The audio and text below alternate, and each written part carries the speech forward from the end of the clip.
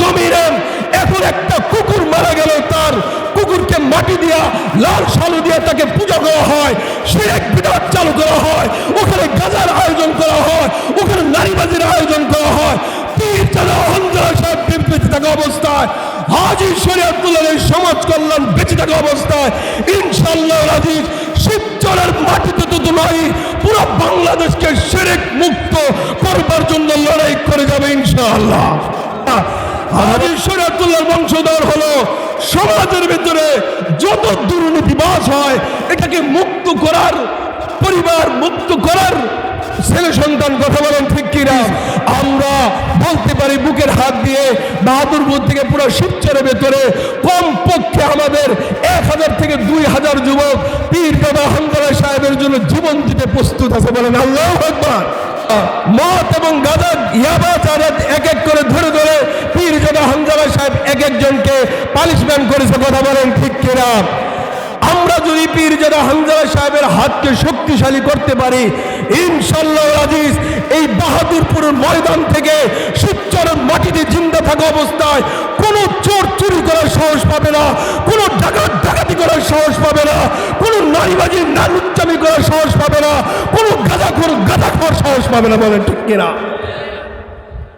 আমরা মক্কা এবং মদিনা ভ্রমণ করে আসছি, মদিনায় রওজা পাককে দেখে আসছি, আমরা 10,000 সাহাবায়ে কেরামের কবরকে জিয়ারত করে আসছি, কিন্তু কোন কবরের ভেতরে কবরের ভেতরে মাজার এবং শালু বড় বিভিন্ন জিনিস দিয়ে আয়োজন করা হয় নাই, শুধু জমিনের ভিতরে একটু মাটি উঁচা করে রাখা হয়েছে। বাংলার জমিনে এখন একটা কুকুর মারা গেল, তার কুকুরকে মাটি দিয়া লাল সালু দিয়ে তাকে পূজা করা হয়, শিরক বিদআত চালু করা হয়, ওখানে গাজার আয়োজন করা হয়, ওখানে নারীবাজির আয়োজন করা হয়।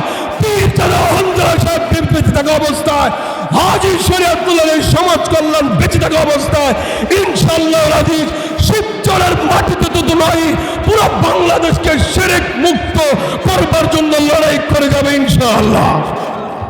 কথা বলেন ঠিক কিনা? ইয়্যাকা না'বুদু ওয়া ইয়্যাকা নাস্তাঈন।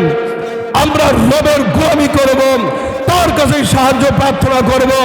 আমরা দেখেছি আমার কিছু কিছু পূর্বপুরুষেরা রবের গোলামি ছেড়ে যখন মানুষের গোলামি করা শুরু করে দিয়েছে, মানুষ ভাগতে শুরু করে দিয়েছে, তারাও পালাতে শুরু করে দিয়েছে। কথা বলেন ঠিক কিনা?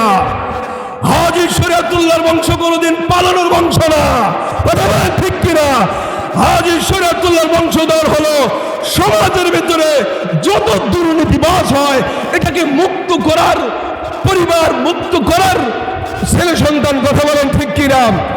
এই জন্য আমার ভাইয়েরা, এখানে আমার মুরব্বী বাবারা আছেন, বড় আমাদের নেতৃবৃন্দ আলেম ওলামা আছেন, আপনারা আমার শায়েখকে পরামর্শ দিবেন যেইভাবে কাজ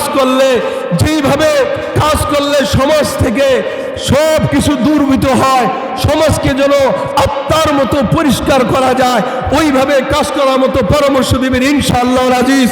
আমরা বলতে পারি বুকের হাত দিয়ে বাহাদুরপুর থেকে পুরো শিবচরের ভেতরে কমপক্ষে আমাদের 1000 থেকে 2000 যুবক পীরজাদা হানজালা সাহেবের জন্য জীবন দিতে প্রস্তুত আছে। বলেন আল্লাহু আকবার।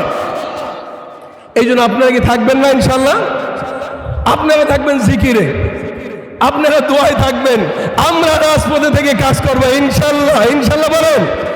আল্লাহ তাআলা পীরজাদা হানজালা ও তোহা সাহেবের যে চিন্তা চেতনা আমি দেখেছি, এদের যে চিন্তা চেতনা মাশাআল্লাহ, আমি মাঝে মাঝে ভাবতাম যে এই কি হাজী শরীয়তুল্লাহ হলো গাড়ি, আবার চিন্তা করি হাজী শরীয়তুল্লাহ চেহারা মিলাই দেখি হুবহুব ছবি, প্রতিছবি পাশে হানজালা সাহেবের চেহারার ভেতরে ওই চেতনার কিতাব যখন পড়ি ওই চেতনা এর ভেতরে পাওয়া যায়।